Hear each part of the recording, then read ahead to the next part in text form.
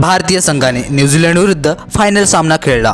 हा फायनल सामना अहमदाबादमधील नरेंद्र मोदी स्टेडियमवर सुरू होता। भारतीय फलंदाजांनी फायनल सामन्यात पाकिस्तानचा रेकॉर्ड मोडला आहे। 2026च्या T20 विश्वचषकाचा अंतिम सामना अहमदाबाद येथील नरेंद्र मोदी स्टेडियमवर भारत आणि न्यूझीलंड यांच्यात खेळला गेला।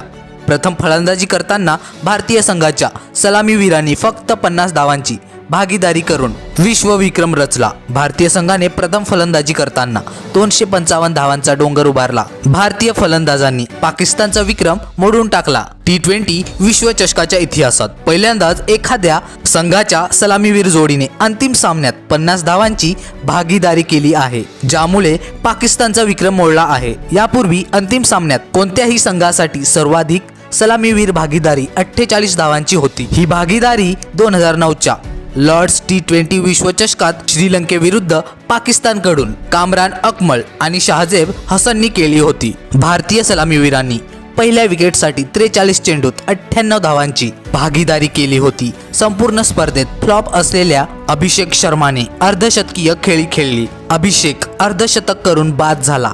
T20 विश्वचषकात संपूर्ण अपयशी ठरलेल्या अभिषेक शर्माने महत्त्वाच्या अंतिम सामन्यात अर्धशतक झळकावले। तो स्पर्धेतील पहिल्या 3 सामन्यात धावा न करता परतला। त्यानंतर त्याने 15, 55, 10 आणि 9 धावा केल्या। संजू सॅमसनलाही या सामन्यात शतक पूर्ण करता आले नाही। संजू न्यूझीलंड विरुद्ध 89 धावांवर बाद झाला। भारताने T20 विश्वचषकाच्या अंतिम सामन्यात सर्वाधिक धावसंख्या नोंदवली। त्यांनी 20 षटकात 5 बाद 255 धावा केल्या, जे T20 विश्वचषकात एकूण तिसरी सर्वोच्च धावसंख्या आहे। न्यूझीलंडला सामना जिंकण्यासाठी 256 धावांची आवश्यकता होती।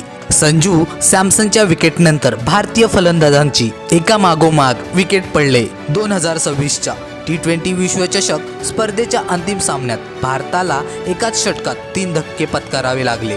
जिमी निशमने भारतीय डावातील 16वे षटक टाकले। त्याने षटकाच्या पहिल्या, 5व्या आणि 6व्या चेंडूवर सॅमसन, ईशान आणि सूर्याला बाद केले। यानंतर शिवम दुबेने 8 चेंडूत 26 धावा केल्या।